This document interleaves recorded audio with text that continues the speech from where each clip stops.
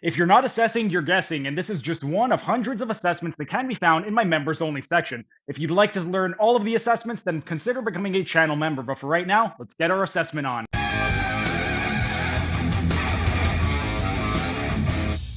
Once we've done the hip flexors, now we are going to move to the knee flexors. For the knee flexors, we are going to flex the knee to 90 degrees. What we want to do for this one, we are going to go and grasp our hand over the Achilles at the distal tibia fibula.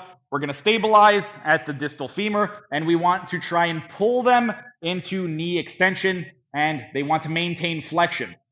So I'm going to try and straighten out your leg. Don't let me straighten out your leg. In 3, 2, 1, hold.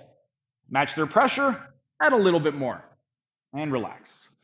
With the toes in a neutral position right now, we are mainly emphasizing the semitendinosus. The semitendinosus is the most central muscle of the hamstrings group. If we wanted to test the semimembranosus is more medial. What we would do is we would go ahead and we would turn those toes inward. So what we would want to do for this one over here is now with the toes pointing in, we have the hands in the same position. We're not just going to go into pure extension. We want to go into extension and we want to pull toward us slightly. So with those toes pointing in, I'm gonna pull your leg and straighten out your leg. Don't let me straighten out your leg in 3, 2, 1. Hold. So we go into extension and pull toward us a little bit. Match their pressure. Add a little bit extra. See if they could hold it. If we wanted to test the biceps femoris are a little bit more lateral. So because the biceps femoris are more lateral, we're going to turn those toes outward.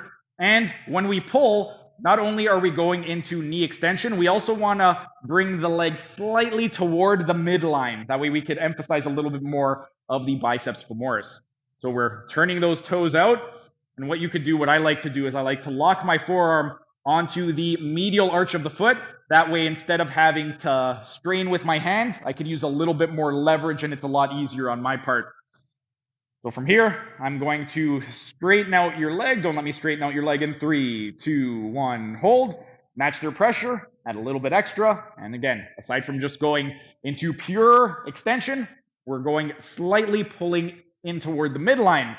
That is how we would assess the biceps femoris, the semitendinosus, and the semimembranosus. And again, if they have any type of weakness, if they're unable to hold the test position, we would perform some isometric agonistic antagonistic contractions and see if it is a general strength issue or if it is a problem with motor control dysfunction. If we do the isometric agonistic antagonistic contractions and they are able to immediately hold the test position and there's a drastic improvement in their strength, we know it's a motor control issue. If they are still unable to hold the test position, we know it's a general strength issue. Those are pretty much all of the different assessments that we would do on the lower body, or at least those are some of the main ones that we would perform. And then next time around, what I'm going to be doing is I'm going to show you guys some other assessments for the elbow flexors and extensors, wrist flexors and extensors, radial deviators, and ulnar deviators, and then also the medial and lateral rotators of the hip. But for today, those are just a few manual muscle tests that you can do on your patients to see if they have any type of issues at either the shoulder, hip, or knee.